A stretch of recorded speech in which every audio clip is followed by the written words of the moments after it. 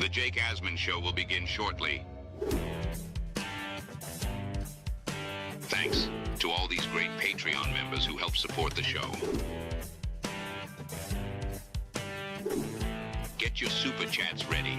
Jake will be here in just a moment. If you love the New York Jets, this is the place to be.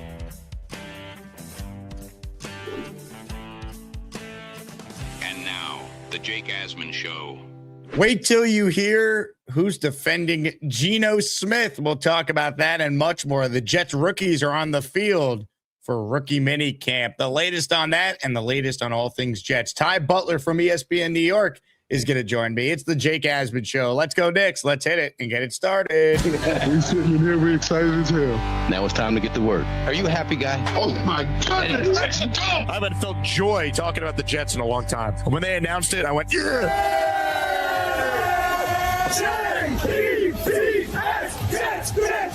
Let's go! A new chapter for the Jets has started. Aaron Glenn and Darren Muji are tasked with shaping the future of this franchise. Will they be the ones to finally get it right?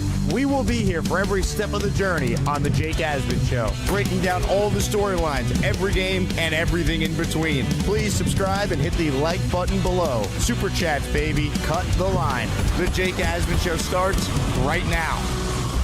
Here we go, Jet fans. Welcome in, everybody. Happy Friday. Welcome to the Jake Asman Show. Make sure you are subscribed to the channel and you click on the thumbs up button if you haven't done so already. We are presented, as always, by PrizePicks. A lot to talk about with the Jets. Aaron Glenn will speak later today, so we'll cover some of what he said during our second show this afternoon. But right now, we're talking all things Jets with a good friend of mine. You hear him on ESPN New York. You watch him on SNY. It's our friend Ty Butler. Ty, the Jets are on the field. Rookie minicamp. Do you feel the magic of Jets football on the air?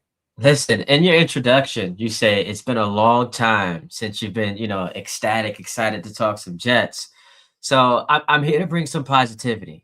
I'm here to sprinkle in some of the magic. I know superpower has been a term we've used all off season. I'm here to bring my superpower. I'm an optimistic guy, so let's talk some Jets, man. All right, let's start with this. What do you think of the rookie jersey numbers here? I don't know if you're a big jersey guy or you care about players' numbers, but these are not permanent necessarily. But it does feel like at least Bailey wearing 31, Sadiq, Cooper, and Pons. It feels like those are somewhat locked in from what I've heard. Yeah, and this kind of brings me to, I was actually talking to a couple of my neighbors the other day, and they asked me, because they know I'm a Lakers fan, they're like, why do I never see you in gear? And I told them, I'm not a paraphernalia guy. I don't know what it is. Maybe as I've gotten older, that's just, kind of been erased from my, outfit, my closet. But I am looking to get back into the game. And I think we'll start Jets. I don't see a number on the screen yet that is pulling me in a direction where I need to go cop a jersey. But I think I'm going to get back in the game. So it's interesting. I thought Sadiq was, because I was reading a New York Post article and it showed him with the number 1, but he's going with 16. He's going with 16. Yeah. Okay. Because I saw him with a number 1 jersey and I just, thought maybe he's taking Sauce's old number, but I guess he's going 16. Azaria Thomas is taking Sauce's old number. It's going to look weird seeing another corner wearing number 1 this year. It is. Shout out to AZ Thomas, man. Looking for a big year from him. But, not a big jersey guy. We'll see. Maybe someone will give me a reason to. I'll tell you what, 31 just in general is a bit of an ugly number for a pass rusher, but that's what Bailey wore in college. So, look, if he's getting 12 sacks a year, many think he can, wear whatever you want. I don't care at that point. I also want to mention this big raffle prize today in honor of Jets rookie minicamp kicking off. I purchased what I think is one of the first signed Jets helmets by Kenyon Sadiq. So for all you Sadiq fans out there, a Kenyon Sadiq signed Jets helmet is up for grabs for anyone who enters the Asmaniac raffle by gifting a membership or sending in a super chat that qualifies. And then tomorrow on our show, I'm going to do a Saturday show at 11 a.m. We'll do the weekly raffle for 4 signed items. Name It signed helmet, Richard Todd signed jersey, Boomer Esiason signed helmet, and a Vinny Testaverde signed jersey are the prizes in our weekly raffle. Ty, I want to play you right now some sound from Chris Simms, who went out of his way to defend Geno Smith. This was Simms' take on Geno having a renaissance season with the New York Jets. I think they may have a little something here. It's going to surprise people. I think so too. I get that sense as well. And you know, I love that they didn't let a past thing affect what the facts and the decision needs to be made right now. Don't make a wrong decision because, 12 years ago it didn't work when he was immature and he, said something and the whole organization was a joke at that point. Like, don't hold them to that, as we talk about all the time, right? You're around shit, it's going to get on you. You're going to smell like it. I mean, period. I mean, that's just the way it works. But Geno Smith, again, even like we saw last year, it's the same thing. You explained it right. I mean, the Raiders hadn't have jack diddly squat. We sat here in preparation for the draft going, what position do the Raiders need? Everyone? I mean, everywhere, right? I mean, the whole team? Who was he going to throw to last year? Who? I mean, okay, receivers, nobody. Brock Bowers was in and out of the lineup for a big period of time. They couldn't run the ball, and Ashton Genty didn't look worth a damn till late in the season.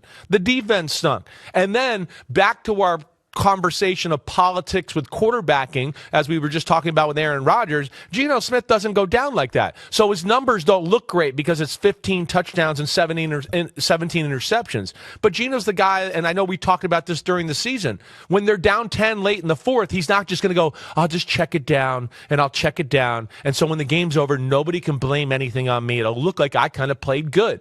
Geno, no. Like a lot of the great quarterbacks, he went, no, we're going to go for it. We're going to come back. I'm going to fit a ball into a tight window. We're going to win this game. And, of course, that lent itself to some bad numbers and some late-game interceptions because he's trying to go out there and win it. I love it. And, yeah, he's better than Kirk Cousins, and he's better than Tua. And that's why you take him. And he's certainly a better fit for the offense. So I'm pumped to see what Geno can do here in round 2 with the Jets. Chris Simms, a big Geno guy. Who knew? Your thoughts on those comments, Ty? Well, so I wouldn't go as far as loving the move. My question would be simple, and it's how much of what went wrong for the Raiders last year had to do with Geno Smith? Because Chris, and he knows football as good as anyone, was right in that their offensive line was in shambles. I thought the Raiders were a playoff team last year. Like, I was excited about Bowers and Genty, Pete Carroll Jr., and clearly I was proven wrong. How much of that had to do with him being just a disaster class? Turnovers are up, took a lot of sacks. But again, Bowers, who I thought was awesome, they didn't really have much on offense. Their line was trash. Their defense was a mess. They couldn't run the ball. And so, look, I am interested to see this might be a prove-it year for Geno as far as, like, if he's bad again, where's he going to be a starter? Like, this could be it for him as the starting quarterback of a football team. He's 35, so he still has a shelf life in this league. But gotta have it year, prove it season for Geno Smith. I am intrigued by what that looks like now that, in theory, Jake, on paper, he's got a better situation around him. Frank Reich coming in, who's had success. The Jets have vastly improved their weapons from what we saw a year ago. And that offensive line is light years ahead of what we saw in Vegas because it might be the most impressive unit of this team. I totally agree with you. And I keep going back to this. If you remove Jets from the helmet, and you just look at the players, you can't argue that there's real talent on the offensive side of the ball. You have a legit number one receiver in Garrett Wilson. Whether they sign Breece long-term or he plays on the tag, he's a good running back who had over 1,000 yards rushing last year. We know the offensive line is talented and was the strength of the team last year. You got 2 legit tackles. You got a rising guard in Joe Tippmann, who I think they should give an extension to right now. You look at the additions they made, Sadiq and Cooper in the draft. You get A.D. Mitchell for the full year. Like, you go down the line here, Mason Taylor in year 2 should be better. There's pieces here. They're not bereft of talent there. If Geno Smith is protected, which I think he will be with the Jets, unlike last year with the Raiders, I think they could have a competent offense. In fact, I actually might feel better about the Jet offense right now than I do the defense, as crazy as that sounds. Now, look, because of everything that you just outlined in concert with the fact that it's not going to really take too much to show improvement, which will inherently trigger, like, excitement for us. 29th in scoring last year. Rich had this nugget. They've been a bottom third offense 10 straight seasons, which just feels unfathomable and incomprehensible. And sometimes I laugh. Like, how many times did you do shows and you were on New York Game Day and you had your YouTube show about the Jets needing a second weapon, opposite Garrett Wilson. Like, we all spoke about that ad nauseum, and yet the team just decided, yeah, it'll figure itself out. Similar to how, the Yankees would enter seasons. We need a third baseman. We need a left fielder. And they're just like, it'll figure itself out. And it just never did. And so given where you are and what you've been subjected to the last decade, it's not going to take a lot for this team to be better.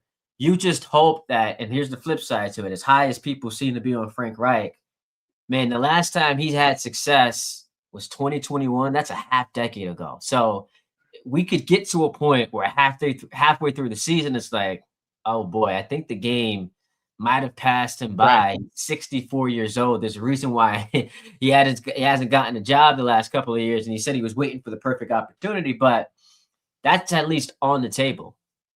Yeah, if you want to find the where it could go wrong, you're 100% spot on. The other thing too, as much as I think Geno's better than what we saw last year with the Raiders, he's going to be 36, and the last 2 years he's led the NFL in interceptions. So is it because the situations were bad, or is he just on the downside of his career, as players typically tend to be as they get into their mid to late 30s?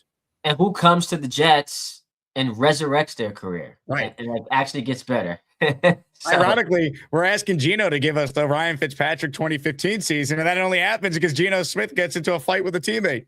Or half the fan base might be asking Geno to give them the 2025 Geno season and deliver the #1 overall pick. So we're kind of, which is I find to be fascinating. I'm curious where you are on that.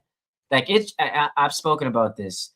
It is because I'm such a hardcore fan and I root for my teams. Man, you don't go into a game rooting for a loss. That's just against who you are as a fan. But where do you stand on rather having the #1 overall pick versus get to 6 or 7 wins to save Aaron Glenn's job? So my thing is 6 or 7 wins. No, thank you. I rather the #1 overall pick. If you're going to tell me they're going to be in the hunt in December, they can win 8 or 9 games. They have not won more than 7 since 2015, which is pathetic if you really think about it, to not have just an accidental 9-win year like the Giants snuck into that with Daniel Jones, for crying out loud, a couple of years back. To me, it's how they look at the beginning of the year that's going to determine whether I'm on the march for Arch or whoever the top quarterbacks end up being in the draft, whether I'm on that bandwagon. Because I look at it like this, Ty. If they get off to just a miserable start like they did this past year, I don't care if they win 3 of 5 against some bad teams and they finish with 6 wins, right? Gase started 1-7. They actually finished 7-9 his first year. Did we believe Adam Gase? I think getting off to a good start, giving us a season, I'll buy in. I'll root for Glenn to prove me wrong. I'll root for this team to give us something to actually look forward to watching every week. But if they're 1-5, 2-6, it doesn't do anything for me if you win a couple games here and you finish with 6 wins. No, man. Even Robert Saleh was 6-3 in his second year, 7-4 before it fell apart. At least we were fake good for most of the season. I give us a season. That's kind of my thing. I'm going to root based on how they start the year. I'm going to root for wins early, but if they're inept, if they get off to this brutal start, then I'm rooting for losses, because there's no point in winning 6 or 7 games if your season's cooked like it was at the beginning of the year last year. Yeah, the 7-4 to losing 6 straight to end the season, and then watching Kenneth Walker just run all over you in that big game. I remember doing the show on we were filling in for the K show, me and Grassa, and we were all hyped and excited. And in first play of the game, Kenneth Walker's just running down the field. But to your point, it's why, and look, I love this man a lot. He's a tremendous talk show host. It's why I get so annoyed sometimes listening to our guy, Don LaGreca, who is heavy on the, momentum and culture shifter and wins matter. Dog, if you're 2-6, that's just not carrying over into the next season. And I find it hard to believe, and maybe I'm giving Woody Johnson too much credit in this regard, that if the team is flatlining through the first 2 months and then all of a sudden get hot late when the games are meaningless, that is going to be enough to keep this dude's job. And so I'm hoping, like you are, for a solid year, man. And then we think about the quarterback situation once the year is derailed. But I go into this season with expectation. I told you I'm bringing optimism. There's a lot to like about the skill positions. There's a lot to like about this group. And you talked about the defense being a little bit down on them. We laugh and joke about it. But if Aaron Glenn truly has a superpower, and we're now going to see it, the Jets just drafted arguably the best defensive player that this draft had to offer, maybe there is a reason to be a little hopeful. Play call is my superpower, really. I mean, look, if he says that, then the defense needs to go from 31st in the league, not having an interception. It's got to be a respectable unit. And really, someone asked me this earlier today. I went on with PD Pablo and the guys over on the Jets Twitter space. So shout out to them. They were like, well, what does Glenn defensively have to do to prove he's got, this team headed in the right direction? And I go, it's not even like the total stats or like, because I use the example in 2024, technically the Jets defense that year with Rodgers playing all 17 games, they were top 5 in defense if you just look at yardage. But how many times did they blow the game late when they actually had a lead, had a chance to win the game? Like, to me, it's like the eye test. Like, are you forcing turnovers? Are you closing out games? Like, you could allow yards and even points, but when you need to get that stop, do you get it? Like that to me is what we need to see defensively from this head coach. And then you got to hope that Geno's healthy and him and Frank Reich and Geno can put together an offense that, with the talent they have, is able to score 22, 23 points a game, and that in better defense, you should be relevant at, throughout the season if you could at least hit those benchmarks. Now, to Glenn's credit, early last year, like, penalties were a huge issue. Like, those mind-blowing, series-crushing, and Bob Wischusen always calls like the third down penalties that extend drives. Essentially, there are turnovers. To their credit, they cleaned a lot of that stuff up late. But there is like a history of, if we want to be, again, confident and hopeful, remember Saleh's first year, they were the worst defense in all of football, and then never were that bad again. They were a top 5, top 10 unit. Now, those Jets had more established players on the roster, and we're now in a spot where it's like Minkah Fitzpatrick, bringing in veterans and veteran leadership, having to rely on older guys, Demario Davis. But to me is what helps Glenn, and it sounds kind of counterintuitive, but because you were so awful last year, if you are just like marginally better and it feels like it's trending in the right direction, that to me resonates with the fan base and should ultimately with the front office and with ownership. Jets on the field right now for rookie minicamp. Here, courtesy of Antoine Staley from the New York Daily News, is Cade Klubnik rocking the Chad Pennington number 10 tie there with some of the Jets rookies. Aaron Glenn's going to speak this afternoon, so we'll cover any takeaways from his presser on the show when I'm joined by Joe Blewett this afternoon. Let me shout out Zach Tendler and the Human Fund. They are the first 2 to enter the Asmaniac raffle today. They have a chance to win a signed Kenyon Sadiq helmet. Hit it, Geno. They wrote me off. I ain't right back, though. That is up for grabs across both our shows today, plus the weekly raffle is tomorrow.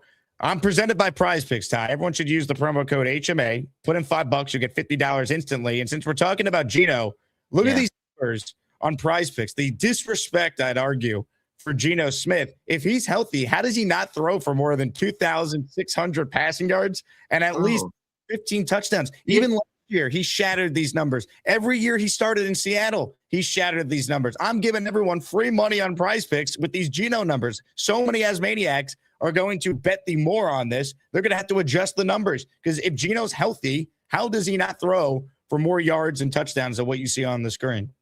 15 touchdowns. Okay, so here's the thing. Geno Smith has been in the league for 12 years. Only 1 year that he started 16 games did he not throw for 15 touchdowns, and that was back in that miserable 2013 season for the Jets. 14 and a half is just like nuts. Now, I would understand this number more, Jake, if the Jets had taken a Ty Simpson or they had gotten a quarterback in the draft who you expected that at some point, this similar to last year with the Giants, that at some point was going to take the reins and start. But 14 and a half, someone's got to explain that to me. I just don't get it. It's so disrespectful to Eugene. Come on, man. I mean, Chris Simms sees this. He was just puking looking at those numbers. Shout out to PrizePicks for sponsoring our show. Again, use that code HMA. Holy crap. Cisco Lopez just gifted the community 10 channel memberships. He's in the raffle for 10 entries. Hit it, Rex. Yeah, here we come, baby. Here we come. Here come the Jets, man. Charles Barkley 223, Brian Kelly, Basays, F200, Sari Young, JQ88, Thomas Carreri, Mega Schwarm, Bronxborn 90, and LGK Knicks all in the raffle there, or all memberships, I should say, courtesy of Cisco. And Cisco is in our raffle for the Sadiq helmet today for 10. Staying with the quarterback conversation, Ty, your thoughts on Russell Wilson saying that the Jets made him an offer and he's weighing that versus going to TV. I want nothing to do with Russ, but I don't want to influence your opinion. Your thoughts on Russ as a potential backup to Geno? Okay, so here's the deal. We've actually seen this movie before where a quarterback mulling retirement during the offseason had a choice between that and signing with the Jets. That quarterback then decided to sign with the Jets, and it was a miserable experience. And I'm talking about Aaron Rodgers, who is levels ahead of Russell Wilson, who we watched last year because we're here in New York doing radio. Every time he was on the field, that man got booed by his own fan base because he just looked like a dead corpse. So I wouldn't want Russell Wilson, even if he weren't considering retiring. And now that he's got 1 foot out the door, 1 foot still in, I'm all the way good on that. And so no, I am hitting the X button on Russell Wilson to the New York Jets. Mr. Unlimited. Yeah, you got to be unlimited. You got to have a thought process of being unlimited. Just nice guy, corny. I don't think he's a bad dude, but I just go be a celebrity. Go do TV. You don't need to play quarterback for the Jets anymore. And people may think I'm crazy. I genuinely believe this because I went back and watched some of his starts. I think Bailey Zappi is a better quarterback than Russell Wilson at this stage of his career. No, I don't mind that take. And also, like you said, he's a good dude, which whatever. Like I'm sure he is. We have had instances or like rumblings that and Sean Payton put it on public display, might not be the best locker room guy. And so if you're Aaron Glenn, I'm just curious. This is a, gotta have it season for you as you are marching toward possibly getting fired. Is this the type of cat you want in your locker room? And I get veteran leader, he's a champion and all that. I just don't think that this thing works here. Totally fair. Comments, questions, super chats. They cut the line. Appreciate everyone who is joining us here. Ty Butler from ESPN New York is my guest. We'll get some Knicks takes from Ty coming up in a bit, but some other Jet topics I want you to weigh in on. Getting back to just the offseason in general, was there a move that the Jets made that you personally felt like, that's awesome? I'm a huge fan of this. Like, of all the things they did, because they completely revamped the roster, was there one move above anything else that excited you the most as a diehard fan? I would say, in talking to Rich Cimini, who I had, and you do a show with him every Tuesday night, shout out to you guys, having him on my YouTube show, asking about just like what went wrong for the defense last year, and him saying like they just lacked veteran leadership and there was just like no voice to get that group to play up to its potential, because it was just mystifying to me how they had, like, there's more talent on that defense than what we saw on display last year. Like, this wasn't a team that was supposed to be awful.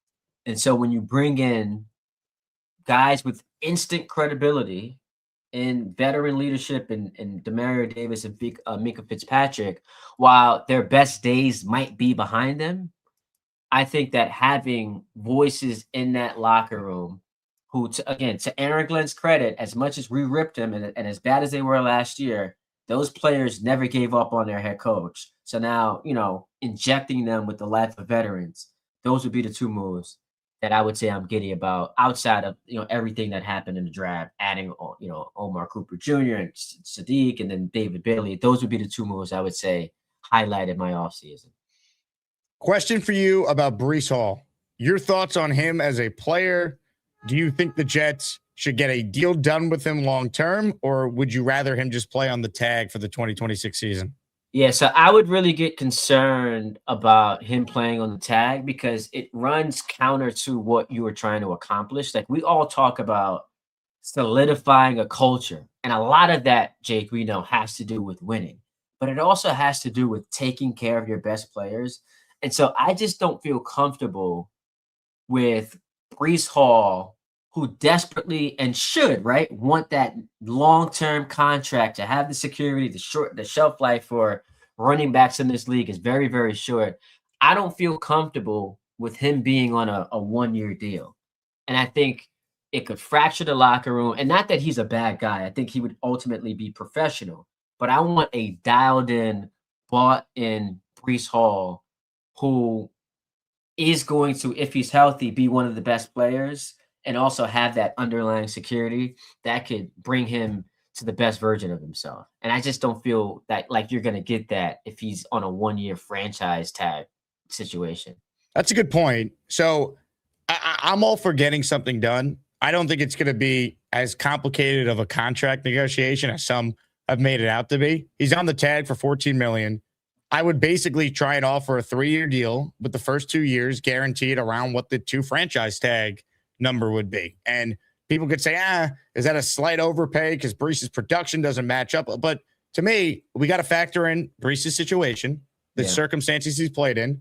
And 2, if you're the Jets, who are you paying on this team? Garrett Wilson's extension doesn't even kick in for another year. You have all these guys on low contracts that are only 1 or 2 years at the most. Like, you have $150 million in cap space next year, which is projected to be the most in the league. Like, I look at what the Raiders did. Did they grossly overpay for Linderbaum? Yeah, but you know what? Why not? They had the most space. They wanted him. Like, the Jets have Breece Hall as a good player. I would just pay him and keep him here. I think it makes the most sense for just, to your point, what you're trying to establish if you're Aaron Glenn. And that's the point. To me, it's like you're not just paying for production. You're also paying for the value that he brings to a locker room. And that's why I get so annoyed sometimes when people just strictly look at Breece Hall's numbers and try to like create a narrative for who he is as a player. And that happens a lot in the national media. We're watching every single snap of every game and we see what the potential is. And yes, the injuries have, run its course on him. But he has, similar to what we say about Garrett, like, who are the quarterbacks he's played with? The offensive line up until last year wasn't like trending toward being as good as it's going to be. And when you don't have a quarterback and you don't have a threat of a deep ball where Justin Fields just refused to throw the ball deep, Aaron Rodgers, as much as I love him, was cooked, that's going to mitigate and neutralize Breece Hall to where he can't get to like what we saw in year 1 where he was a home run hitter. Like, I'm still waiting to see that guy. And I think that you can if you improve all the pieces around him and you just get competent quarterback play. That's all we're asking for. Right. Don't be the worst offense in football. I'm not saying you've got to be the Rams or, the Chiefs in their heyday. I know the Chiefs have kind of dipped in the last few years, but the Bills, just don't be the worst offense in the sport. Be watchable. Be something that I can at least, be excited about come 1:02 p.m. every Sunday. Amen. Amen. Ty Butler with us here. Hit the like button and make sure you are subscribed to the channel. Check out Ty tonight on Honda Sports Night at SNY. And of course, you hear Ty all the time on ESPN New York. All right, before we get to the Knicks, because I got to get your thoughts on game 3 tonight. Very quickly, have you been following the Brendan Sorsby situation at Texas Tech? And just your thoughts on whether or not, if he's ruled ineligible to play college football and he declares for the NFL supplemental draft, if you're the Jets and you have this need at quarterback, are you submitting any sort of draft bid for Sorsby? So just catch me up real quick because I might have missed this one. So Sorsby is highly regarded quarterback. Yeah. He transferred from Cincinnati to go play at Texas Tech, got paid like $6 or $7 million in NIL. It came out that he gambled on some games when he was at Indiana before he transferred to Cincinnati. He was betting on baseball pitches. Like, he had a clear gambling problem, so he checked himself into rehab for that. He hired a big-time attorney to try and fight for his eligibility because if you gamble as a college student, especially if you're on Indiana and you actually bet on Indiana when he was there, he bet them to win, but still, that's a no-go. You lose your eligibility. So most people think he won't have the eligibility, but he's a highly regarded prospect. Some are saying if he has a big year, he's a first-round quarterback, part of this 2027 hyped-up QB class already. If you're the Jets, would you submit any sort of bid for Brendan Sorsby? Absolutely. And this could just be like would you rather it be a redshirt season for him in the NFL where he could just sit behind Geno for a year, or do you want to see him actually get into some action? Because if the timeline is he gets another year at college to get more experience under his belt and see what he can become, and then you draft him next year, I feel like that then gets interrupted if you're just going to shoot him into NFL action. And so ideally, if this does like come to fruition, which I don't think it will, you get him on the team and he doesn't play a single snap this year. And then it's tricky because it's like, well, is the coaching staff that wanted him and was coaching him, are they here a year from now? You had the 3 first-round picks. Do you have an idea on even what Sorsby is? You know, you're watching him in practice and all that, but is that enough to really gauge things? They also did trade up for what it's worth on day 3 for Klubnik. So I just think it's a muddy situation. But if the Jets have real conviction, like, hey, like we think this guy's going to be clearly a first-round pick and we could get him at a third-round price, you know, there's going to be – Schefter says it wouldn't surprise him if there's a team that uses a 1 or 2. I'd be surprised if any team used the first, but I think a 2 gets it done, but a 3 might. It's a fascinating situation because, you know, there are people that are in the draft community that really think he was going to emerge as one of the top quarterbacks in the class with Arch and Dante Moore and whoever. And then I mean, we're a year from that, right? So, like, we hear this all the time. Like, people said it about Arch this past year. He was supposed to be I remember my man Bart Scott was like the Giants for tank for Arch Manning, Dante Moore. He was supposed to be in this draft. Lenora Sellers. How about this graphic? I've been showing this. So Field Yates before week 1 of the college football season, Ty, these were his top players on his big board. Cade was his number 3 overall player. Sellers 2, Sam Levitt, Drew Aller, number 11 overall, Nussmeier, who was a 7th round pick. Like we really just have no idea with this position. It's so tough to project. Yeah, look at that, man. Klubnik. Oh, so here's the thing, man. I guess the Jet fans who weren't excited about Cade Klubnik, cover your eyes based on what you saw last year. This was Field Yates coming into the season a year ago. So maybe you got the 3rd best quarterback in college on your roster. We've solved the quarterback situation. Who knew it? Yeah, Which I didn't mind, by the way. I didn't get your take on the Jets trading up to draft him. I didn't mind it considering where you got him and if this season is being defined by what happened with Cade Klubnik, it was a total failure anyway. So just, you know, grab him when you get an opportunity to. I don't mind them. I was trading up to get him. My only criticism, and it's a small one because it's day 3, they could have just taken him at 103 and then had 2 additional 4th round picks to take 2 other players, but I loved what they did so much the first night and the second night of the draft that, look, if they like Klubnik, bad process, you could argue, but I'm not losing sleep over it. You just know he's going to play at some point because that's the Jets. Ironically, only Aaron Rodgers in 2024 started all 17 games that year. But like every other year, you get at least 2 or 3 Jet quarterbacks playing. So we're going to see Klubnik at some point, and you know, maybe he could look competent and he's a viable long-term backup. And if that's what he is a 4th round pick, like that's a win in the 4th round. Maybe that explains Geno's over-under at 14.5 touchdowns. Jet quarterbacks just don't make it through an entire season unless you're 40 years old off a torn Achilles. Unreal. Chevy with a super chat. He cuts the line. We're going to get to Cisco's super chat in a moment because it's Knicks related. So we'll end with that with Ty. Plus, we'll take to your calls. Gus Buster Umbrella Hotline link is pinned in the live chat for those of you who want in on the conversation here on a Friday. Chevy in our raffle for 2. He says, I said it 2 weeks ago.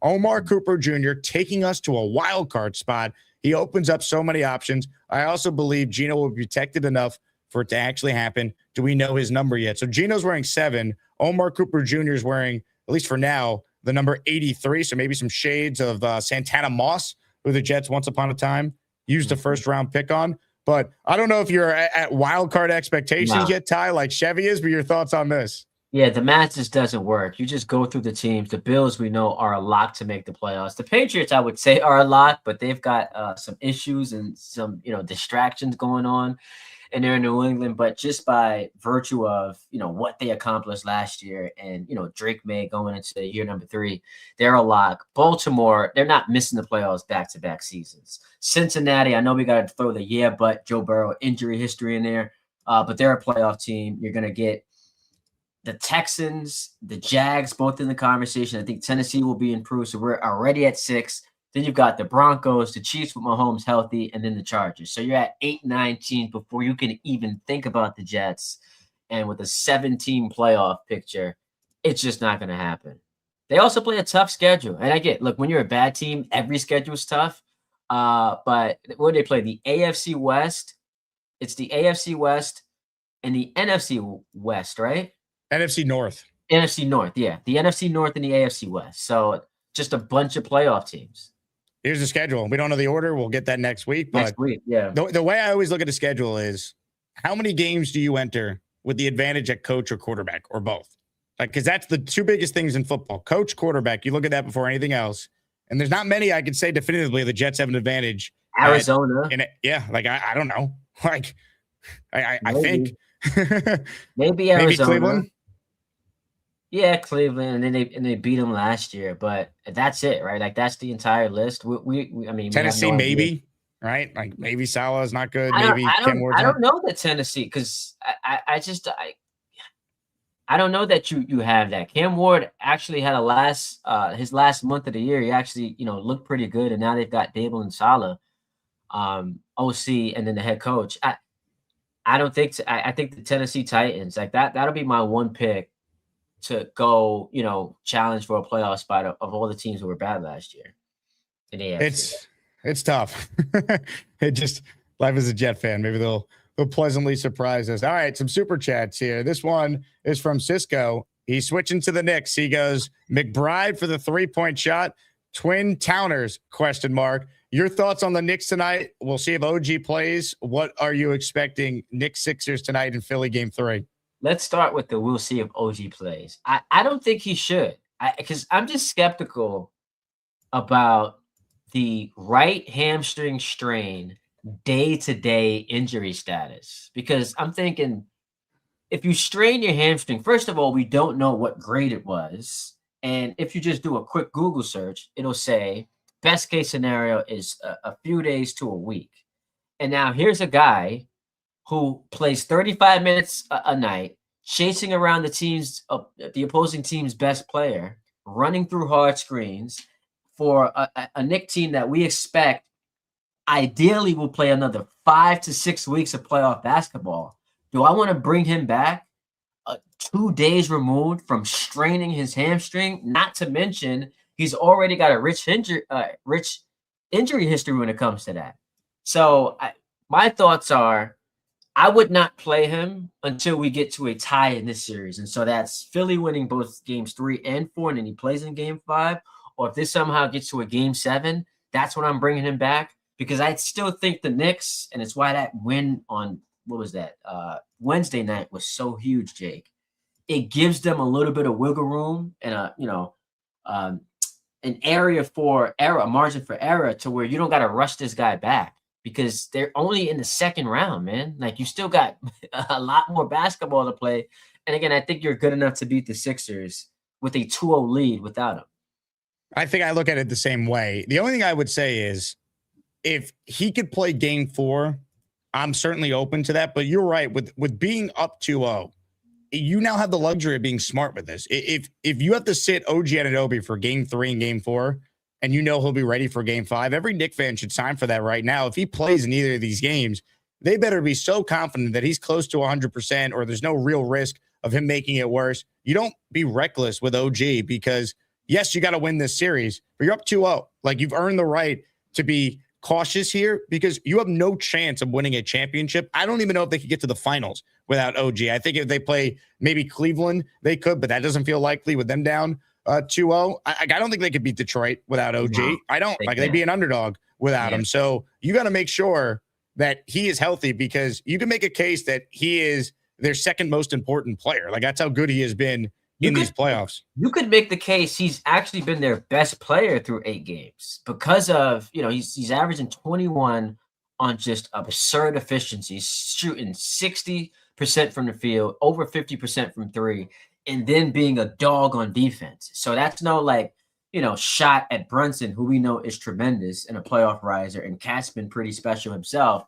But considering what OG does on both ends and what it allows everyone else around him to do, you can make the case he's been their best player. And I'm just not risking that, because just imagine the conversation if you bring him back in game 4 and then he gets re-injured. And I'm sitting here as a Laker fan, Luka Doncic, that injury, like his season's over. And the Lakers desperately, obviously he's the best player on the team, desperately could use him right now, down 2-0 against Oklahoma City. I'm not risking that at all until I feel like, okay, we need to win our next game. Well said. Very well said. Who starts tonight if OG is ruled out? So the options are Shamit, Deuce, or you can go Mitchell Robinson and do the double big lineup. The reason why I don't think they'll do the double big lineup is because it feels like Mitch is still on a like loose minutes restriction, and so I think they might go Deuce because Shamit hasn't even been part of the rotation. So you're just gonna throw him into the starting lineup? That would feel odd. I think it's Deuce personally. Yeah, I think it would. And Deuce, he's played a lot better since coming back from that injury. It took him some time to get back into a rhythm. But yeah, I like Deuce, especially someone who can chase around Tyrese Maxey. Ty, let's go Knicks.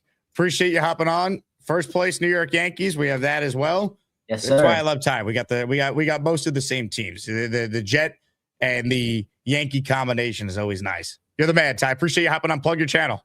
Absolutely. Hit me up at Ty D Butler, Twitter, Instagram. Subscribe to the YouTube channel. I'm on TikTok. How about this, man? I put a General Hospital video on TikTok yesterday, and some older woman roasted me. She's like, "You're too young to have any General Hospital takes. I'm the biggest General Hospital fan." I'm like, yo, I've been in beefs with Knicks fans, NBA fans, NFL fans, baseball fans. Not too much on the hockey side. My first ever real General Hospital beef. So that's fun. Follow me on TikTok. I appreciate you having me on the show. I'll see you, if necessary, Game 5 at the Garden. I hope I don't see you, but if I do see you, it's always fun. I appreciate it. Absolutely, man. Take care. Ty Butler with us there. Comments, questions, super chats, cut the line, hit the like button if you're just joining us. Look, I call this money well spent. Brian wrote in, Jake, please play Beast saying bang. Bang! Done. Money well spent. I do take requests. Yeah, I'm a man of the people. How about this from TH3 Entertainment? TH3 wants a Kenyon Sadiq helmet. This has got to be one of the first autographs he signed as far as a autographed Jet-related item. There's not much I've seen. I've been checking every day on all the memorabilia sites for these Jet rookies to sign stuff, and this is the first time I've seen a Sadiq autographed on a Jet helmet. There's tons of Oregon stuff out there, but other than Oregon Jets, probably not a ton of Oregon Duck fans that regularly watch my show. But how about this? Kenyon Sadiq signed helmets, our raffle prize today, and TH3 just gave himself 5 chances to win it. And here we go. Let's go. Let's go. Comments, questions, super chats, cut the line. The latest episode of the Jets Collective dropped yesterday. For those of you seeking more Jet content, join me, Rich Samini, and BT. Brandon Tierney. We talked about Frank Reich and Brian Duker. Talked about Geno, Russell Wilson, the Sorsby situation, Breece Hall. A lot of great nuggets from Rich, as always. BT's passion on full display. So check that out if you're seeking more Jet content. Hit the like button if you're just joining us. Comments, questions, super chats, cut the line. Here's David Bailey walking out to practice earlier this morning. Let's get it.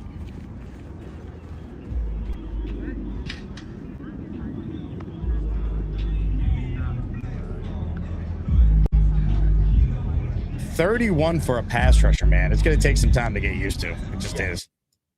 Look, it's his number in college, but man.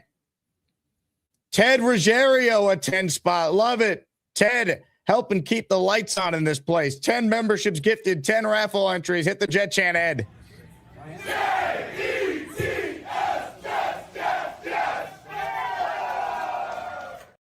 Ted, thank you very much. Here's who got the memberships from Ted. I pulled it up. Adam J 1212, who might be the biggest Beast Breaker fan of anyone in the chat. Shout out to you, Adam.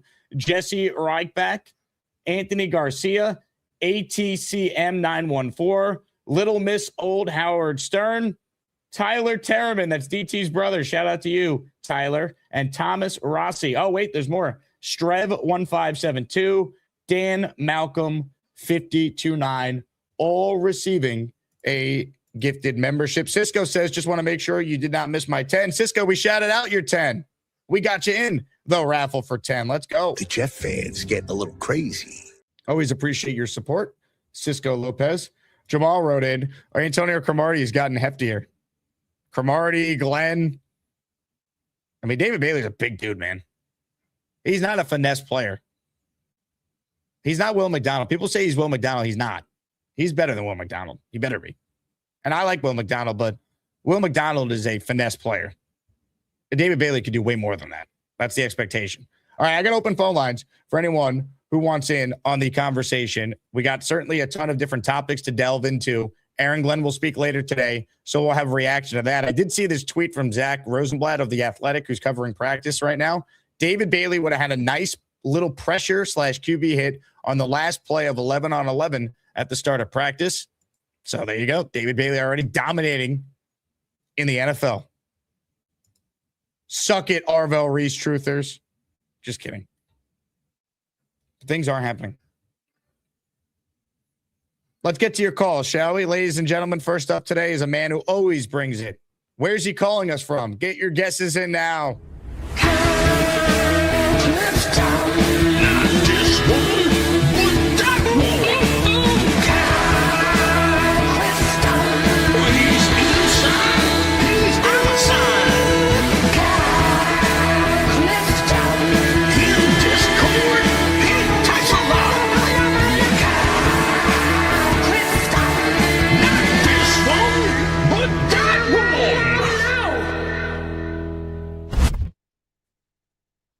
Me, OG shouldn't play tonight. You take it game by game.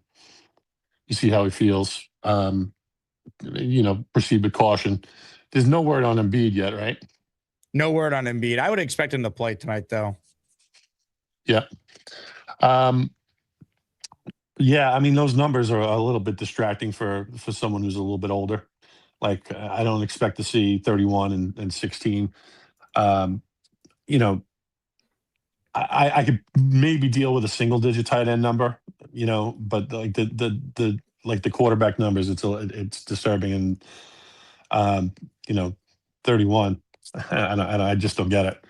I'm hopeful for all these guys, right? Especially the day one and day two guys.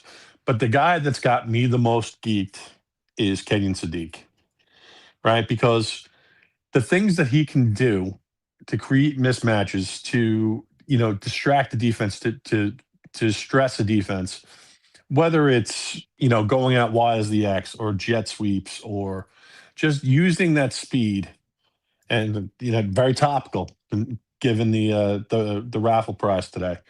And why can't we get an alternate helmet that inverts those colors and puts the Jets logo in green and the helmet in white? I like that suggestion a lot, actually. That's actually a good idea. I mean, it's time. Let's just get it done. I mean, this is the prime time for Jet fans to see their new toys, to hear about them through the media. I think that Sadiq can really be a game changer. There's not a whole lot of tight ends that are really impactful in year one. If he is, that's going to tell us how special this guy could be, because his traits are really, really unique. I put something in the Discord comparing him to Vern Davis, who was a common pro comp. And then another guy he gets comped to a lot is on the low end was Evan Ingram. But if you look at some of the other testing versus Ingram, like specifically like the vert and the broad, this guy is like next level. So to think about what he could do for us, if he's up against even a 6-foot corner on the perimeter, it's really tantalizing to think about, how we might be able to build an offense in kind of a non-traditional way and just, still get results that are a little bit more in line with where we need to go. Well said. I think that is on Frank Reich to do a lot of what you're talking about, because they have the personnel to be creative. And, I think we got to give credit, or maybe expect more from not even just Frank Reich, but a guy like Seth Ryan, who's the passing game coordinator. Like, these are passing concepts that the Lions did really well with Ben Johnson. Seth Ryan got a front row seat to that. Can we bring some of what the other smart teams around the league were doing offensively and help Frank Reich be a pro and modernize his offense? Samini said something interesting yesterday on our Jets Collective, that he's heard that Reich's going to bring a lot of some of the college concepts that he learned being at Stanford with him to the Jets. And if you look at the offensive staff, he brought some guys with him from Stanford. So maybe we got to study the Stanford offense from this past year and get a feel for what they were doing there to get a better idea of what the Jets could do with Reich.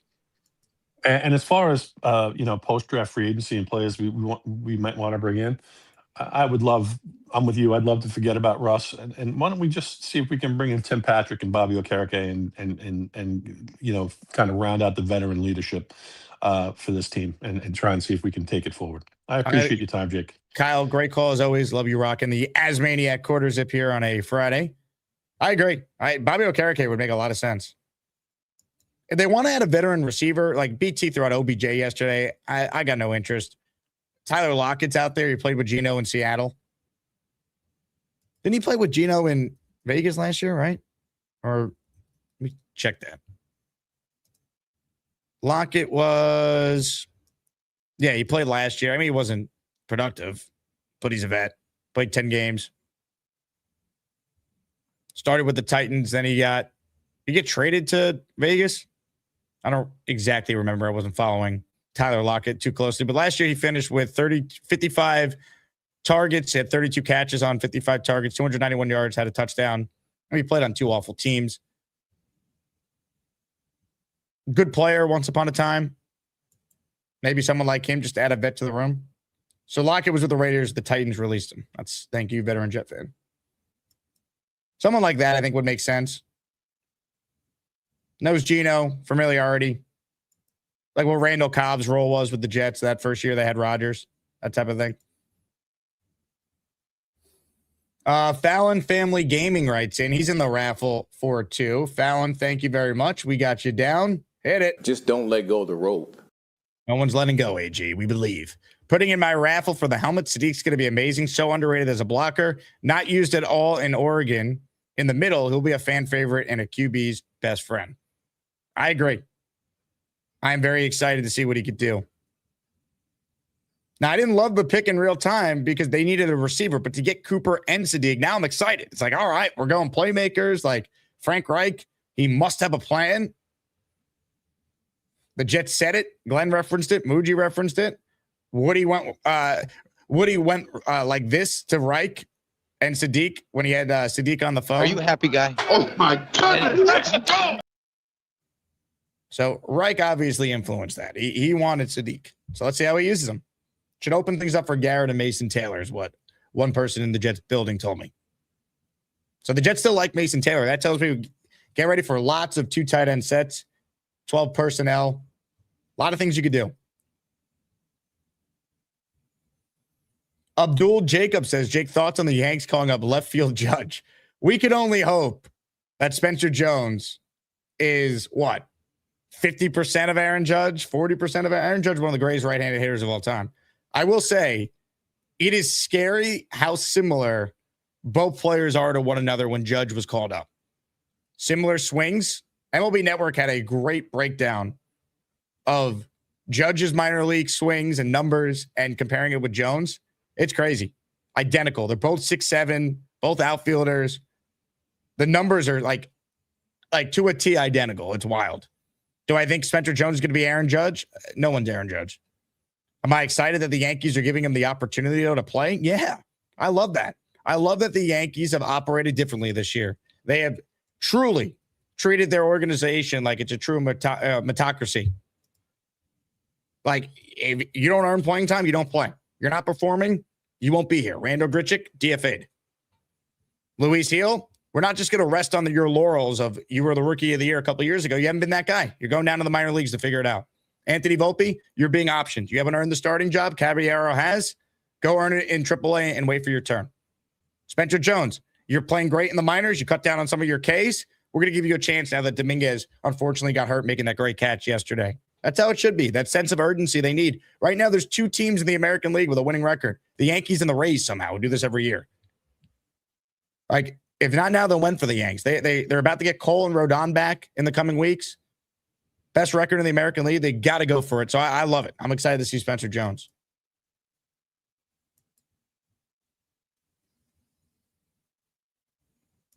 So we'll see. Let's see. No, David, I missed your question about OG, but I'm glad that we actually did cover it, the conversation there. We'll do more of your calls coming up. Load them up right now. There's currently no one on hold. I did get this this little gem here that the Jets posted. So this is courtesy of the New York Jets. Here's Omar Cooper Jr. taking the field at Jets rookie minicamp, which is going on right now. At least Omar is wearing a legit receiver number, you know? I'm still a traditionalist with jersey numbers for NFL players. Like, I don't like the single-digit stuff. I hate that Will McDonald's wearing 9. Should have stuck with 99. That's a pass rush number. Cooper at least is rocking 83. He was 3 in college. He's going 83 in the pros. Like, that's a true wide receiver number. That I like. And after Cooper makes big plays, we're all going to go, Coop, just like we did Breece. So I'm looking forward to that. If you need a laugh, here's Adam Shine rapping about Kenyon Sadiq. Jets line is solid. I'm a huge Breece Hall fan. I was obsessed with Sadiq, who's a certified freak, 7 days a week, most especially when we sing him on Sundays. Are you rapping right now? That's right. That's right. Can we put a beat under, Shine? Jets line is solid. I'm a huge Breece Hall fan. I was obsessed with Sadiq, certified freak, 7 days a week, certified freak. Obsessed with Sadiq, certified freak, 7 days a week, certified freak. I was obsessed with Sadiq, 7 days a week, certified freak, 7 days a week. Obsessed with Sadiq, 7 days a week, 7 days a week, certified freak, most especially when we sing him on Sundays. Shout out to Heed the Call for having Adam Shine on. Dan Hans is a big Jet fan, so shout out to him. We got to get Dan on the show. It's long overdue. But shout out to Shine. He's obsessed with Sadiq, and he's a certified freak 7 days a week. Will that become a thing in the Jet fan base? Did Adam Shine start a movement? We'll find out. Let's get to your call, shall we? Chef Brian joins us first today. Actually, you know what? We already did Kyle's call. So, Chef, you're actually joining us second today. You're in the Derek Jeter spot. What's up, Chef? Hi. What's up, man? How you doing, Jake? Good morning. I'm so excited about the running game, man, with Sadiq. You know, I think he's very underrated as a blocker. And I think with that and the other, I forgot the young tight end. He's been there with us for like 2 years again. I forgot his name. He's like from Long Island. Ruckert. Yeah, Ruckert. Those, I think with him and Sadiq, I don't think Taylor's that good of a blocker, but with both of them on there, I think that the running game is going to get so much better, especially with the offensive line looking so good now. So I think that Breece is going to have an uptick in carries, and I think also they could use him a little more in the running and in the passing game. I think it's going to be real nice with him and Sadiq on the field, because you don't know, like, you know, you could have them both on the outside, like on the left, maybe Breece, and then Sadiq on the right, do like the bubble screen. So you never know. I think Frank Reich's going to have a lot of fun with these guys this year, and the offense definitely should look a lot better.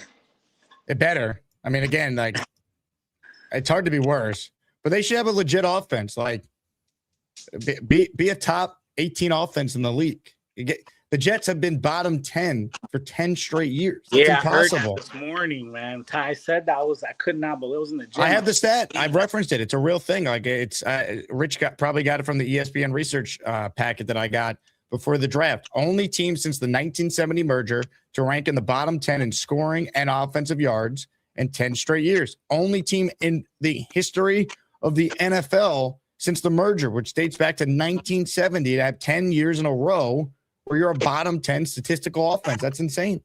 That's brutal, man. I can't believe that. Even with Rodgers, we weren't even that good. That tells you a lot right there. So yeah, and then Klubnik, man. I know there's a lot of hate on Club, but man, I'm telling you, go watch his college tape. His offensive line was absolute garbage. And that kid was standing in the pocket, you know, moving around, slinging it. Give that kid a chance. And he got the number 10 on right now. You know, give that kid a chance. He's rocking the 10. Let's see how he looks. Let's see how he looks in minicamp. You know, I can't wait to see how he does. But I think Geno's going to be fine, man. Geno's going to have, you know, he's got a good offense now. The line is going to protect him. He's good. He should have a good running game with Breece on there. So, and with this other kid that got injured last year, I just hope that Breece and the other kid that with the freaking that he's like brolic as hell. I've been seeing him on Instagram. I hope that they don't fumble, man. They that's one thing about Breece that, you know, is a big knock on him. He wants his contract. He talks all this trash on social media. Bro, just hold on to the rock, bro, especially down in the red zone. That was brutal. Like, those fumbles like really killed us. I think if we would have had a better, not maybe better season, but that game where these kids fumble and like the 1 yard line, that was just devastating to the team. And I think they never recovered from that. You're not wrong. They last year, I think, had the woe is me mentality. The young guys had just been through too much losing. When adversity hit, they folded. And I think that's a big reason, Brian, why they made such a push to sign older veteran leaders like Micah Fitzpatrick and Demario Davis and surround some of the younger ascending players with players who have been pros for a long time. And they drafted guys from winning programs. Their first 4 picks all were players who were in the college football playoff last year. 2 of them won national titles. You know, I think that mattered. Yeah. And one thing, Jake, I wanted to say before I go is that I hope, like, and with what you said, like bringing in these veterans and everything, like the Jets, man, we need to play with some freaking balls, man. Like some attitude, you know, like when Rex was here, you know, we had like be a little more physical. Like, I don't know. I feel like the Jets have been soft, man, recently. Like, we just need to go in there and just freaking punch somebody in the freaking face, man. Get a freaking flag. Like, I don't know, man. I just think we need to, you know, get a little more aggressive. Hopefully with these veterans and you know, and the great offensive line, just start freaking rampaging on these motherfuckers, man. You got to get better. Anyways. Amen. Have a great day, everyone. Brian, you have a great day at the restaurant, all right? I will. I got to go get my briskets out right now. Love it. Ladies and gentlemen, Chef Brian Morales. Mr. Unlimited. Yeah, you got to be unlimited. You know, you got to have a thought process of being unlimited. We do not need Russell Wilson, man. I don't get it. Hey, let me give some love to T-Town Jet, who just sent me a $10 Venmo. He's in the raffle for 2. I got you, T-Town. Kenyon Sadiq, signed helmet up for grabs. Hit it, Adam Shine. Jets line is solid. I'm a huge Breece Hall fan. I was obsessed with Sadiq, certified free, 7 days a week, certified free. Obsessed with Sadiq, certified free, 7 days a week, certified free. I was obsessed with Sadiq, 7 days a week, certified free, 7 days a week. Are you a happy guy? Oh my goodness, let's go! Yeah. Let's hope he's good. More of your calls, shall we? Ladies and gentlemen, up next on the Gusbuster Umbrella Hotline is a man joining us from the great state of Vermont. Hi, everybody. This is Bob from Vermont. I am Bob, of course. Hello, Jake. I'm at my doctor's office. Yes. I know. Dr. Wakani would be coming in soon. I hope they would came before, but let's talk about the Jets. They're doing good. I like that. Oh, I like that running back, that tight end we have. That guy, the Sadiq guy is pretty good, very good, right, for the team. Yes. And then I don't want Russell Wilson either for your team. I don't think they're gonna. Hopefully, they don't get him at all. And did you hear the sad news a couple of days ago? The sad news a couple of days ago. Yeah, New York Yankee. John Sterling? New York. Yeah, that was sad. Of course I heard I the like news. that guy very much. I love Yeah, John. I met him in person. Me too. Remember why I told you who I met before? John Sterling and Michael Kay. I met Don Manley. That was the day I met Don. No, I can't give autographs, but of course, John Sterling and Michael Kay gave autographs. They were nice people. I know. And Michael Kay is a very good guy, too. I like him. You fill in him for a while. And what else do it? And the Yankees are doing good this year. I'm And the actually in for Giants- Michael Kay next week, Bob. John Sterling's funeral is Oh, next really? Friday. Yeah, I'm filling in for Michael Oh, right. on the radio. Yeah. That'd be that's understanding. And then also the Knicks are doing good too. Knicks are kicking butt. That They're up 2-0, right? They are up 2-0. 2-0. Yeah, I don't know. It's taken. I think he has another patient. He goes from the wound clinic to his office. He has a different office for his other patients. He's a busy guy, Dr. Lacani. Have you ever figured out what they did with your toe? Yes, Doctor. What's it call it? My other Buell. He told me they incinerated it. Like you give it to the. They mailed it to the. Yeah, they burnt it. I had a request from someone. They wanted me to use it as a raffle prize. Oh yeah, that's right. Lucky rabbit's foot. Right. And hey, or I was going to have you. Today? I was going to have you wear it as a necklace to the next Asmaniac meetup.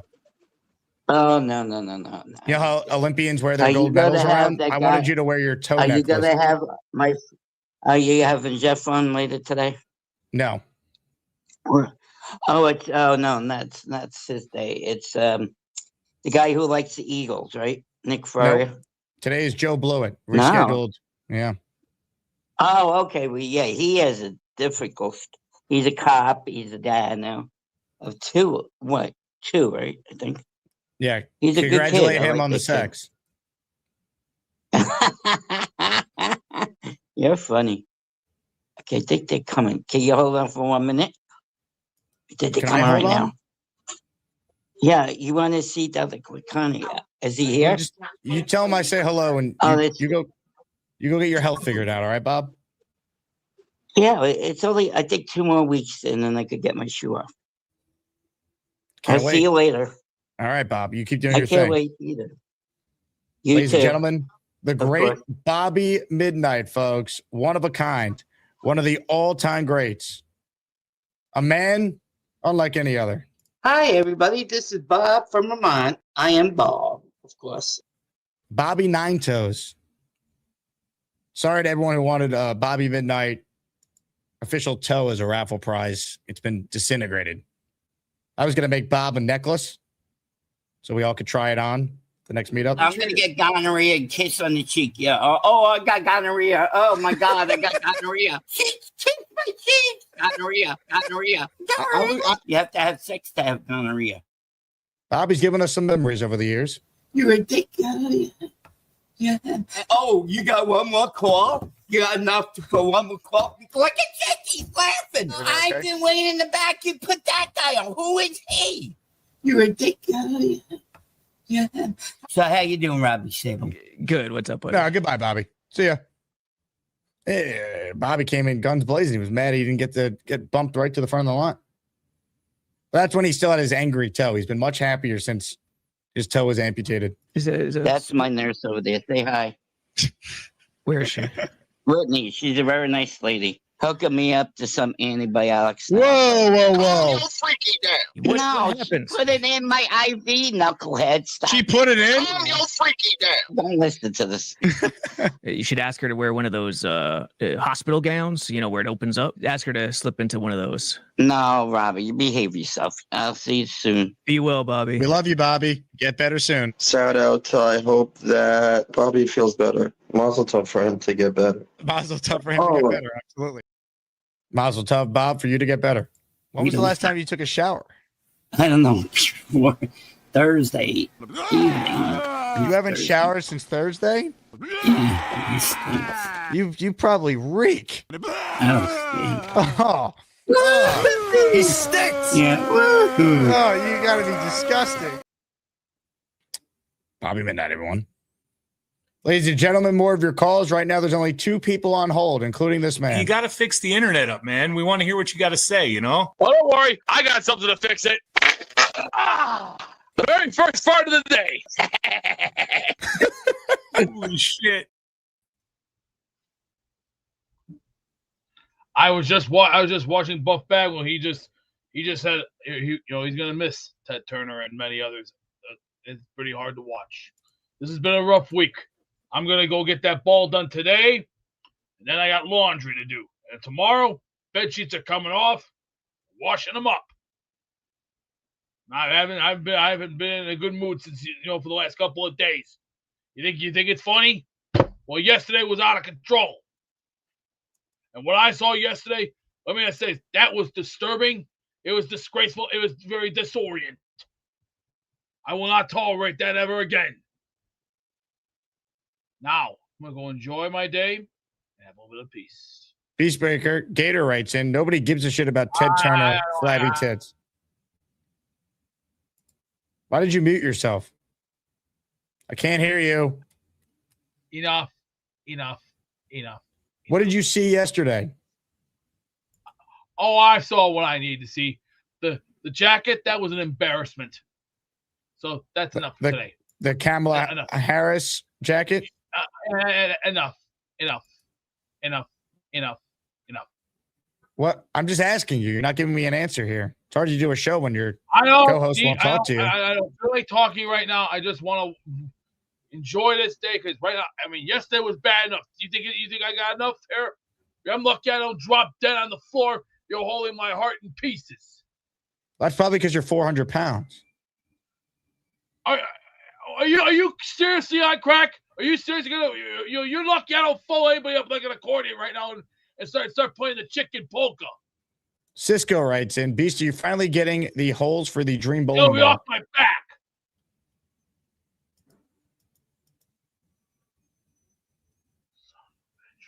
So is that a no? Oh, don't worry about it. It'll get taken care of now. Now enjoy. Just enjoy. Gator says, I'm told the Kamala Harris jacket might have been AI. We know that. We know that already. Enough of it. Enough.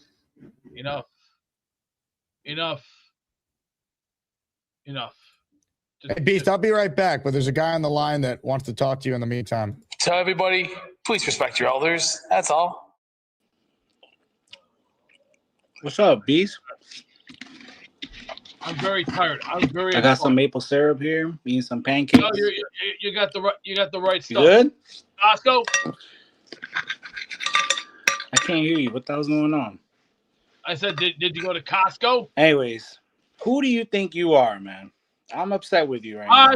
I've been through enough. I'm gonna call right back. I'm gonna call right back so I can't hear you, so I'm gonna call right back. Folks, if you thought the shit I've seen within the last several weeks, this has been horrific for me. To go through all this. A busted water heater, stress, anger, rage. You ain't seen nothing like I'm gonna do. And to Mad Max, I'm gonna break you next time. And believe me, son, if you were in my neck of the woods, I will fold you up like an accordion and pitch your bitch ass right back into the garbage can because you're a bum. And believe me, I'll break him in half. I will break that little fake dung. Beast, you hear me? Yeah, I can hear you. Could you're there we go. Beast, I got a bone to pick with you. Bristol. Sorry, I'm enjoying my pancakes. I know you. Yeah, I just read your thing. It says Olisco Bristol. Very nice. Oh yeah, that's my restaurant. Yo, Beast, that I saw yesterday. Why was you chewing up Dylan, man? That was messed up. He's a guest, dude. You were tearing his ass up today. And you are firing on my ass. You're gonna. It's called. Hey, you want to? It's called. You want to play? You're gonna have to pay. Yeah. That's my way of doing it. It's called. Hey, I took a line from the movie Ernest Goes to Camp when one of the counselors said, "Hey, it's called. You boys gonna learn. When you play, pay." That's cold, man. I feel bad for Dylan. That's called tough love. Tough love. You ever hear tough love? That's how it's supposed to be. Nah, so man. Welcome to the school of hard knocks. Beast, what do you like? You like Aunt Jemima syrup or maple syrup? I'm a blueberry man. Blueberry? That's right. That's right. Blueberry. So that was you and Gary sharing that banana. Hey, Beast, we can't see you. Put your camera on. We can't see your manliness. If you're a man's man. Like that, you're a disgusting pig and you're a scuzzball. Who, me? Hey, I didn't make. You want to believe You were on the bullshit. picture. You want to believe crap. That was you and Gary on the picture. That wasn't me. I'm sorry. That's AI fake. Oh, I don't know about that. It looked pretty real to me. Yeah. Well, you know what your problem is? You are living in denial, and you're as dumb as a bag of bricks. All right, I'll take God it. damn, you are dumb. Listen, one thing though, dumb. messed up. You can't be treating the Jake Asman Look, guest brother. like Look, brother. You were treating the You guest are in real. my house.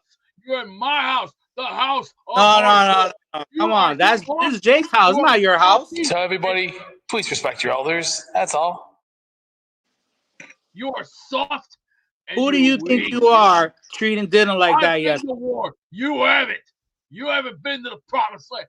I have. What promised land? Until then, in the words of the great Sergeant Slaughter, shut your hole and listen up, maggot. Cocoa Puffs? Did you eat your Cocoa Puffs this morning? Go eat a bag of you know what. Did you eat your bought a 10-pound bag? Bitch. Did you eat your? You're in my world now. Let me say this. You ain't got what it takes to be a Good afternoon. I'd like one bag of dicks, please. Thank you very much. All right, I got my bag of dicks. Let's go. What up, Carlos? Oye, Beach Breaker. Beat Breaker, tú no sabes nada, papi. Tú no hablas español, tú no eres hispano, tú no eres latino. Tú me entiendes. ¿Qué pasó, Carlos? Tú no sabes nada. Sí. ¿Estoy away, carnal? ¿Estoy away? ¿Estás bien? ¿Estás bien? Sí. Yo, I think Beast worked in a kitchen before because he knows Mexican real good, man. Hey, I know goods when I see it. See, let me give you an example. People who believe Chipotle is real Mexican is wrong. I know real Mexican from fake. Oh, yeah? I know the hood. Beast, tell us, did you be honest. Wait. Beast, be honest. Did you eat your Cocoa Puffs this morning or not? You bought a 10-pound bag yesterday. I already had my egg sausage this morning on a Who bag. cleaned up? Who cleaned up? Oh, wait, what? You had your sausage? Egg sausage, moron. Pay attention. All right. Who cleaned up that mo? Goddamn ears and listen. Hey, Beast, who cleaned up that mohawk for you, man? I do my own. Why? Hey, I follow two teams. The Eliminators of ECW and Legion of Doom. Hey, Beast, you eat boiled peanuts? Run that by me? You eat boiled peanuts? No, I don't. No. I can't have seafood because I have an allergic reaction. I'm used to a lot of things. Fish sticks. I'm used to fish sticks. I'm used to steaks. I'm used to chicken. I'm used to pork. But not fish. I can't eat the real fish because of allergic reaction. I am not a meatball. Yo, Beast, you coming to the game or what this year? You coming to a MetLife game? We gotta wait for the schedules to come out. You gotta be patient. It's coming. Oh shit. Man, I can't wait. I already told you. When the schedules come out, you'll get a time and a place, and you'll have to wait and see. Just be patient. Learn to have patience. Vete a dormir. Beast, vete a dormir. Estoy away, amigo. Enough. Okay. Enough. Yo, me. Enough.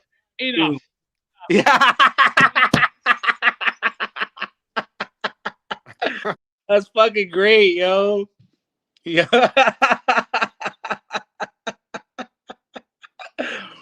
Yo, Bees, that's fucking crazy, yo.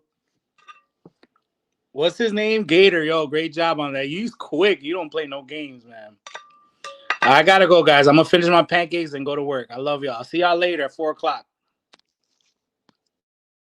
And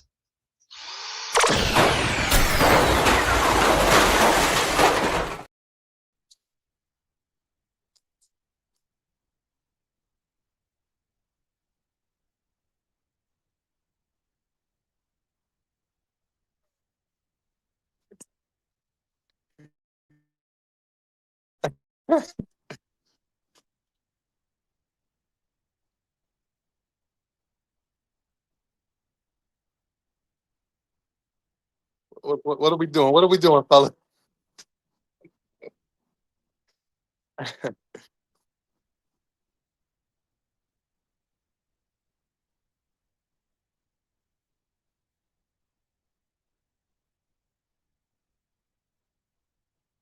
Well, fellas, I guess I'm taking over the Jake Asman show right now. How's everybody doing?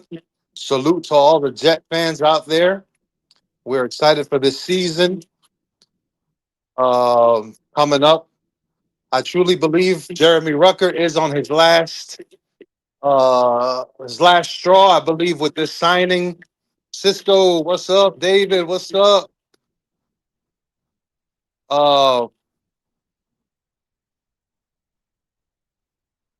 Man, listen, I'll take Beast Mohawk, man, and really give him a real one that's blended, because man, that Mohawk is not blended at all. It's like an old school Mohawk. We're looking more for a modern day Mohawk. But yeah, so Jeremy Rucker's on his last string, I believe, with this signing with Sadiq, drafting a Sadiq. They're probably going to cut Jeremy Rucker. I'm assuming they're going to cut Jeremy Rucker eventually. He has not produced all this time. He hasn't lived up to what we thought he could have been, and it's time to move on. That's why they drafted another tight end.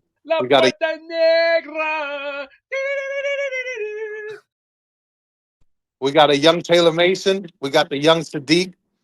Fucking diarrhea, cha-cha-cha.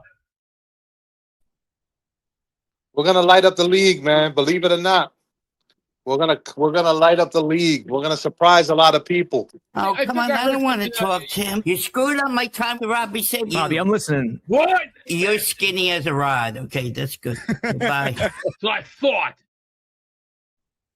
Get ready. We're gonna take over AFC East. We're gonna dominate. We're gonna beat up on them Dolphins. We're gonna definitely beat up on them Patriots. Nunchy, wiki. So let's get ready for this season. We're ready. I got gas right now.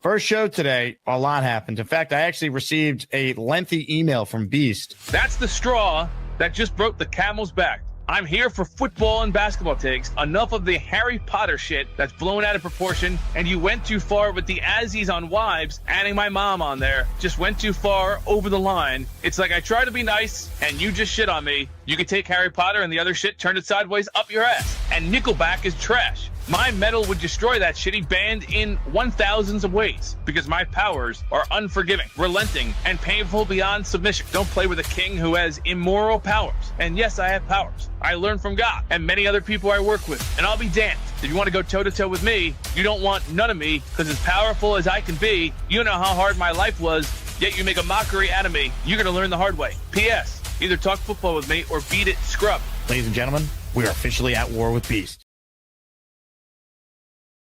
And we're back. Good job by Carlos filling in for me there. Needed some time. Let's get to your last remaining calls. Last chance to get in on the show.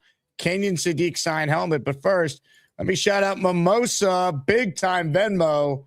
Mimosa's like, I'm tired of YouTube getting a cut of my money. Mimosa in the raffle with this monstrous super chat. Let's go, Mimosa. You are the absolute greatest. Got you down. Kenyon Sadiq signed helmet for those of you that just tuned in. But first, we say this. Thank you, Mimosa, for your generosity and tremendous support of the Jake Asman Show. Boom. Kenyon Sadiq signed helmet up for grabs. Mimosa, I see your member super chat. We got you down. Rick Kent goes, this is a pretty tame rumble. It was. Brian and Beast, they sat down. No one yelled at each other. And it turns out they ended up having pancakes together, which is what it's all about. Friendship and community. The Asmaniac community. All right, here we go. Perhaps our final call, unless someone else calls in. But for right now, today's closer is... Adam is cool, although kind of basic. He claims he's too cool, though often quite basic. He makes great jet points, looks a little basic. Adam is cool, too cool, but basic. Some would say generic. Hey, Jake. I think the only casualty just now was the Spanish language, but I do think Beast probably knows more Spanish than V-Man. So there's that. I'd actually like to see the two of them converse in Spanish. That would be pretty cool. Anyway, there are some Jets questions, Jets news I've got. So did you notice that Kenny Moore is available? What do you think about us dipping the toes in those waters, get some more cornerback depth? I don't hate it at all. I'd be very interested in him. To be honest, I don't know what he has left. I didn't watch him closely, but I know the name. I know he's been a good player for a long time. I'd definitely be interested. Yeah, I think it'd be pretty good. Depth is good right now. Like, we would want more depth at corner. I still don't think we're totally set at corner yet. I mean, we have a great pipeline now with AZ and with Pons, but it wouldn't hurt to get another veteran. What if Stevens gets hurt? What if AZ gets hurt, right? We don't want to be thin on corner, and then all of a sudden our defense is Swiss cheese again. So I hope that Buji's giving it a look, and I don't think he's going to be that expensive, especially at his age. And I don't know what a 1-year contract would look like, but that would feel about right, or a 2-year with an easy out. It might honestly be a 1-year deal at this point. It should be a 1-year deal, but yeah. to get 2 with something team friendly helps out. Possible. Did you discuss yet whether or not, as Maniac Madness will also expand the 78 teams next year? We will not be expanding this. I have not spoken to the committee on this, but I don't think we need to expand our tournament like the actual March Madness is, which is one of the dumbest ideas I've ever heard in my life. I actually don't think it's dumb. I'll give you a devil's advocate on why. The NIT is completely useless, and it's waste, and it loses. I don't think the exposure that could be there is getting there to the NCAA. Well, you're devaluing the regular season even more in college hoops. 78 teams, that's so stupid. It sounds really stupid, but I think it's because the NIT sucks. I genuinely think that's the reason why. That's their problem, though. The NCAA tournament is fine the way it is. We don't need more teams. Yeah, but I guess fair enough. But I think that there are a lot of programs now that are just like, NIT's not worth it. Rather just move on to the portal, like getting ready for the portal. Then, okay, fine. Things happen. Blockbuster went out of business. Fair enough. But the NIT, the history, it was better than the NCAA tournament at one point. Remember that crap? Yeah. Who cares? It's 2026. Who cares about the NIT? That's their problem. Remember, City College of New York won once, I think. They did, 1954, I believe. Anyway, I think that was really it. One last thing. I was wondering if the Sadiq chant should be Deke. So you go Deke when he does well, try it out. Give us the chant. I just did it. Project yourself against me. Come on, give it to us. Deke. Ladies and gentlemen, Adam is too cool. Jets line is solid. I'm a huge Breece Hall fan. I was obsessed with Sadiq, certified free, 7 days a week, certified free. Obsessed with Sadiq, certified free, 7 days a week, certified free. I was obsessed with Sadiq, 7 days a week, certified free, 7 days a week. Obsessed with Sadiq, 7 days a week, 7 days a week, certified free. So good. Spencer Green in the raffle for 2. Beast, I have the Steve Austin Skull title belt, buddy. You don't. 1 Brigga raffle ticket, 1 Bobby Nine Toes raffle. Spencer, very kind to you. Nice gesture. Spencer Green in the raffle for 2. Hey! Let's say hello to Beast, as he, I'm sure, wants to respond to his arch nemesis, Spencer Green.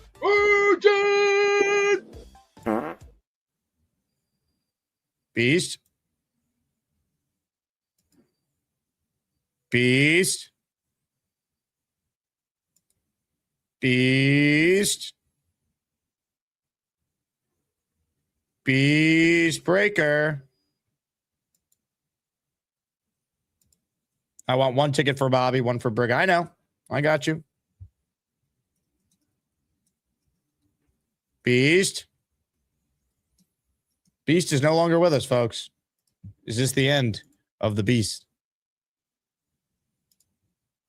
Is it over for the Beast on this program? Who will step up in the Beast absence? Could it be the Dream? Look at that.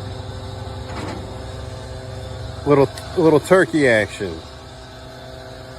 A little turkey action, huh?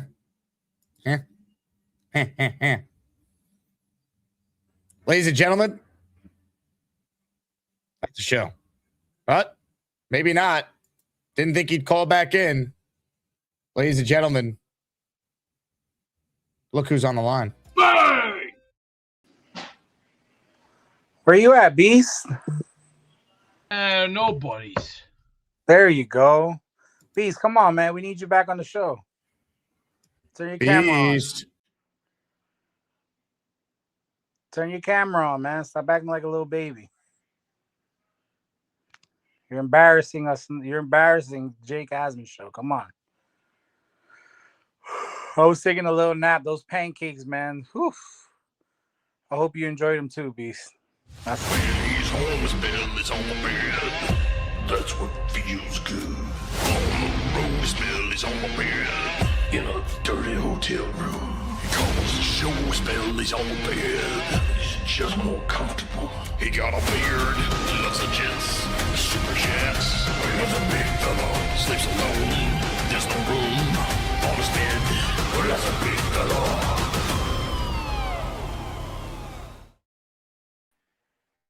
Hey, what's up, man? I just got here, so I don't know what's going on, but I see that you're upset. What's going on? And turn the mic on because I can't hear you.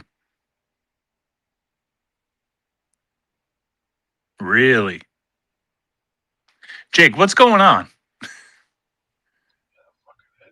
What's going on, man? I just ate, and my stomach right now is not feeling too hot right now. I gotta take the ball to the shop today, get that done. Okay, get the laundry off back.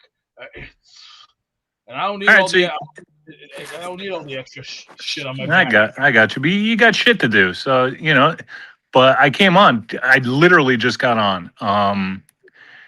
What's going on? Are you pissed off at the AI shit again? It's starting to get a little way out of hand. It's gotta be cut. I feel like Bischoff. I feel like Bischoff just going on the camera and just saying, looking to my producers, just telling them, all right, cut it off. Look, that's a great shirt, Beast. I bought this. What was it? A couple of years ago, $12. Nice, $12. That's a good deal, man. Great value. You're not gonna find it. You're not gonna find it anywhere now. It's gone. Look.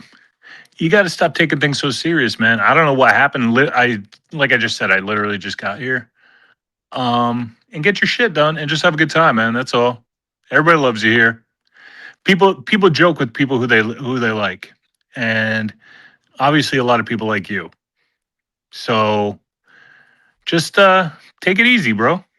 Take it easy. Everybody knows you're a man's man. Everybody knows you're the global enforcer. The meanest SOB around. Yeah, everybody knows. So just chill out. You know what I'm saying? Yeah, you've seen 61, haven't you? The movie. No, I haven't, but I know the story. I remember how Ralph Hawk was when he was managing the Yankees, and the media was all over him. And I remember times when he was screaming his guts out. He's like, hey, would you give a guy a goddamn break? You guys are all over him day and night.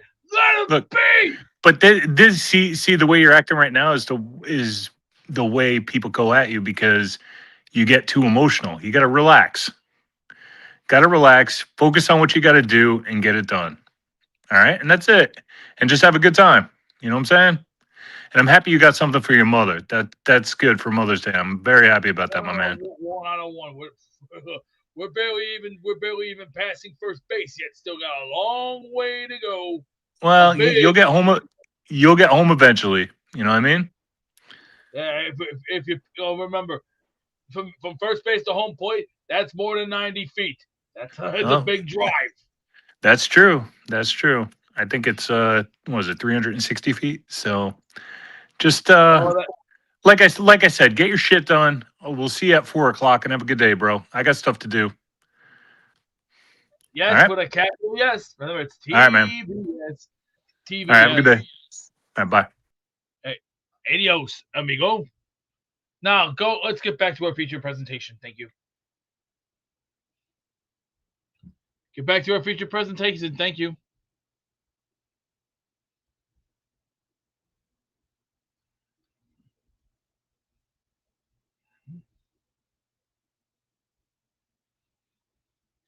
I said, can we get back to our feature presentation, please? Move along. Let's go. All right, enough. Just roll something, please. Please go. Just go to commercial. Go to commercial. Thank you. Beast, happy Cinco de Beasto. Thank you very much. I'm doing a little construction right now, fixing something here. Are you not wearing pants? I'm working right now. I'll work here. That was a close call. Damn it. Motherfucker. Brother, where's your pants? I'm working right now. Do you see what I'm doing? Ticos a Pranlandia para Sikistetaro Tortillos. Armed and Buto, that'll be his name.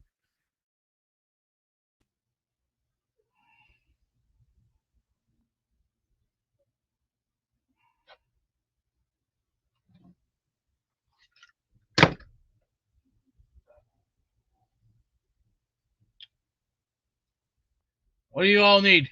What do you want? I don't need to be bothered right now, please. Just somebody find some commercials, and I'll get back to you. Just please do. Ugh.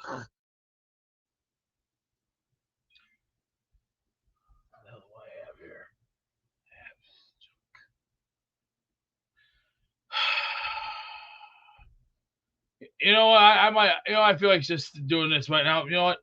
I'm actually gonna do this. Okay. Lou Beast says we have to help Beast with the boiler. What's the deal with the boiler, Beast? The water heater's busted. I've tried contacting all plumbers, but I just feel like getting this off my chest before I have an explosion. You know what? Well, how can we help you, Beast? We're trying to help. Jack Black can eat no fat. His wife can eat no lean. So Jack ain't no their flabby. They like their ass all clean.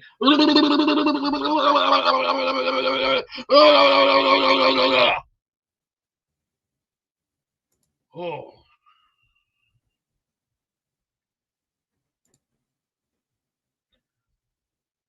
Let me just let me be, please. What do you think of Sadiq? Good kid. He's got a lot to offer, but I'll get back to you. Certified freak, 7 days a week. If he could do it, if he could be a certified freak and he can kill somebody and knock some people out, fine with me. Fine with me. Well, you have yourself a great day, all right, Beast? All right, go to commercial. Go to commercial. Just go to commercial, please. Just go. Just go. You guys laugh. It's not funny. This is regurgitating. Those are two fairly young men. You want to see what a real man looks like? They don't care. They think it's funny that they're sickly and ill. This ain't no bullshit. Beast and Gorman look great. Yeah, they're both physical specimens. Destructive but constructive. That's extraordinary, yeah. 272 pounds, muscle and might. I'm all thrown off here. I'm all flustered here. Can I get to my jet point? Yeah, you could try. Oh, yeah. If you don't fuck off, I don't know what else will. Have a good day. What a show. Patreon.com/Jake Asman Show. $6 a month, even cheaper if you sign up for the year. Name added to the intro. You're going to find out over the weekend before the general public about our event in Atlantic City on July 11th. Patreon and Discord users will get first access to tickets to that event, merch store discounts year-round, and certainly a whole lot more. Check it out, patreon.com/Jake Asman Show. Best way to support the channel in the off season is to become a Patreon member. Get in that Discord. Ladies and gentlemen, what a show. Shout out to Beast, a man's man. Big thank you to TY Butler for hopping on with us in the morning this afternoon. Joe Blewett will be with us. Glenn's going to speak today, so we'll have some reaction to that. Sadiq signed helmet raffled away during my afternoon show. Hope you guys have a great Friday. We'll talk to you at 4. Let's go Knicks later. And I leave you all with this clip that needs to be played. Sit back and enjoy it. And ladies and gentlemen, I leave you with one final message. That message is let's go Knicks. Hit it. You guys know when the Lane train calls in, this show could go anywhere. So buckle up. What's up, Lane Kerner? Zach Wilson is not going to come back. Why don't you think he's going to sign still with the Jets? Is it because he's not good? He stinks. Oh, stinks? Yeah, same feeling. The guy is terrible. I said announce the draft picks. Lane, I want you to announce a Jets pick. That would make my Yeah, life. I mean, who am I going to pick, though, for the draft? On the 2022 draft pick, the pick goes to Knoble out of college. Then they tell you who the players are from, and their families get excited. You sign him, he should be good going into week 1. Yeah, I know a lot of the football. That was amazing. I love you, Lane. You're the best. What a draft pick. Lane, you are a national treasure.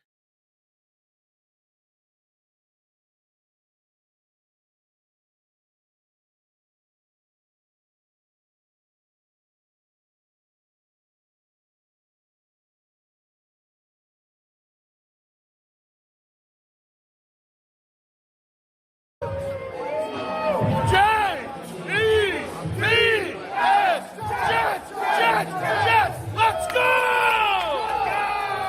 Yeah! Oh, hi. Jake wants me to ask you to click on the like button. That's right, Lane. And if they don't subscribe to the Jake Asman Show, this team may never win another game. Let's go, Jets!